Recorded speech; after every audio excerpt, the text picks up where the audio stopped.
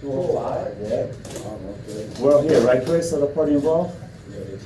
All right, yeah, you want to get it off the safety and then I'll follow up? You ready to see? No, it's your job. No, it's not my job, it's your job. You have any safety concern or anything? The way I. You mean we're just gonna We have run the all, safety? we have Is that all what the it is? safety That's all the set plan? up in place. You know, just take precautions, use, normal precautions as far as the shutdown goes, and, just make sure everything's roped off, nobody's around the area when you're working. All right, let me give you a little piece of my thing. The first thing I understand is the severity of what we're doing today. It looks simple, it's really complicated, and it's a very hazardous situation we're going to have here. First of all, we're going to have two feeders involved, energizing the riser. Right now, we're dealing with energizing 18th floor of the hospital. The feeder that we're knocking down is actually the critical feeder for the hospital. This is where the patients are, life support, you name experiment, everything. If the hospital loses that feeder for over 15, let's say a couple of minutes, we're going to hear from it. There's going to be consequences. So the main goal, first of all, is our safety. Second is to keep that feeder running at all time.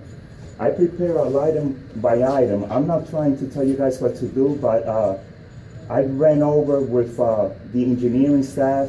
Me and Robert went over it numerous times, and if we follow the sequence step by step, there shouldn't be any lapse of closing one breaker to the other breaker and energizing anything. So I know it's tedious. We have time. Time is not against us. Forget about the time that I put there. You do it at a time that you feel that's right and convenience for you. Another thing that I consider, I know there's a couple of lunch periods. When lunch period ends, we're going to have to stay here, or at least one of us. I'll stay here or somebody. The reason for it is at any given moment, if the power goes off, we have to have a contingency plan. We have to restore the power to the main riser like within a minute.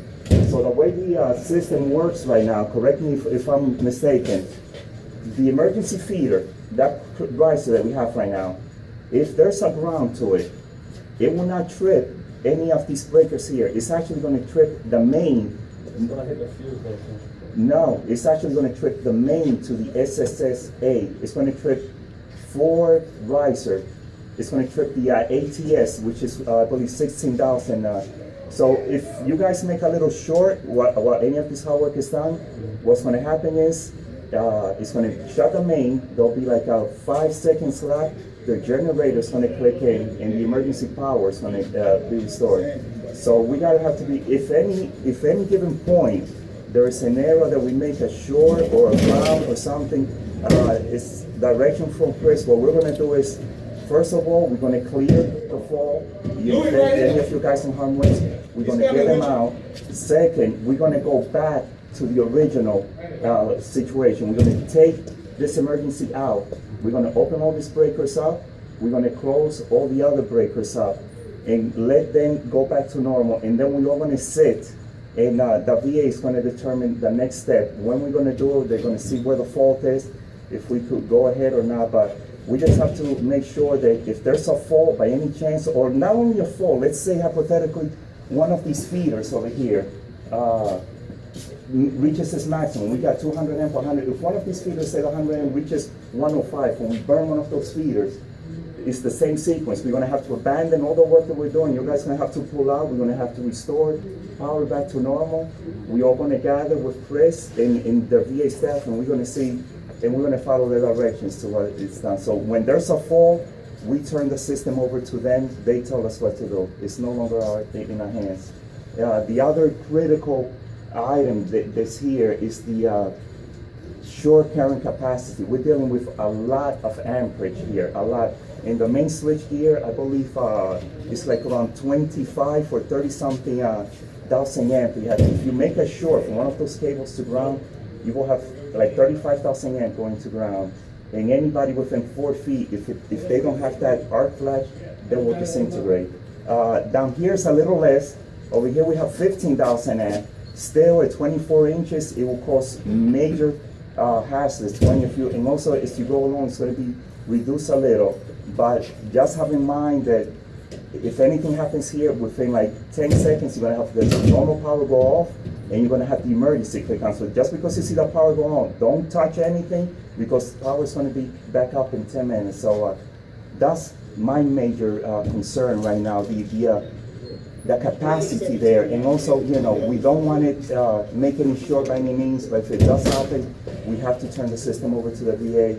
They know the system way, way much better than us, so it's on their hand, and we wait for the instruction. I don't know, Chris, if you or Sam want to add anything to it. No, not really. One more thing, in the main switch gear, although it appears that the whole switch gear is emergency, that switch gear there, right in the middle, has the normal power to the transfer switch. The center cabinet is off limit. You can't even work there with HASU, nothing. You could not work there live. So when you're working on the first cubicle, that third cubicle is totally off limit, not even nothing. We cannot go in there at all. So just make sure, no PPE for that gear. And we could go on the side Yeah, I'm panel. gonna show them. We'll go now and we'll take a look at it, and then we'll start our process. But if everybody's happy with it, that's all I have to say. All right, good. Be safe.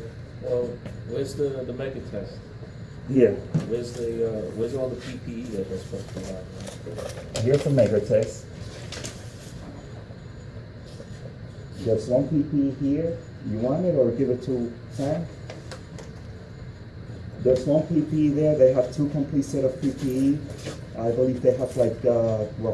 Hey, while y'all probably talk, can I two take guys. Ron over here and show him the gear? No, let's go. Yep. you can keep that. Let's get happy. Any of those radios for us? Yeah, I got it. Give me, where's the one you had before? John.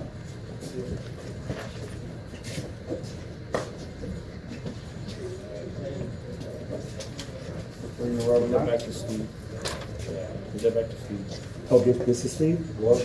He's got that there. These are ours? Yeah. Yeah. And then when you get return these for me. Okay.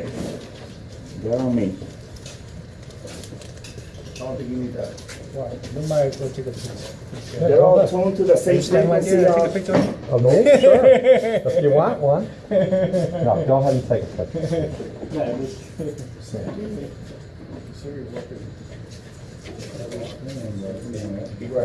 Let me just go and check what they're doing. Oh, all right.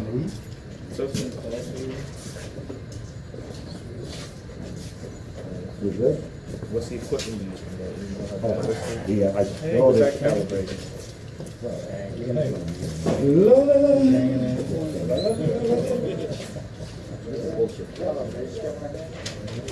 want to take off me? No.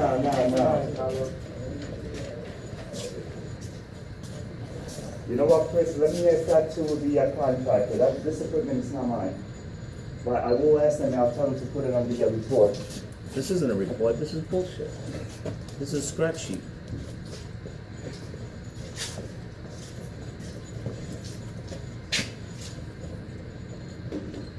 Chris, we can.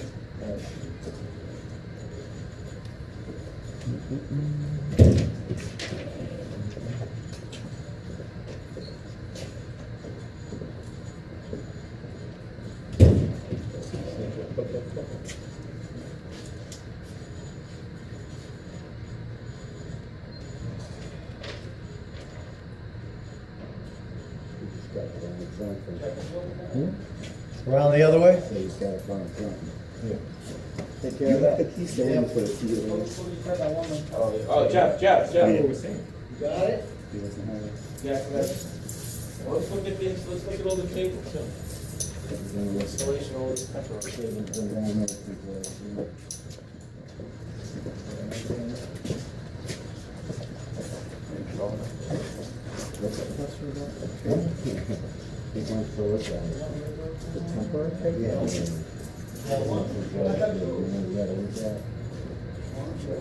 Never ceases to amaze.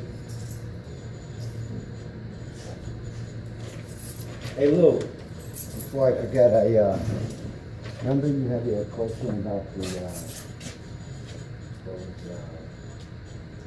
that question now, I read it. I took it, see that?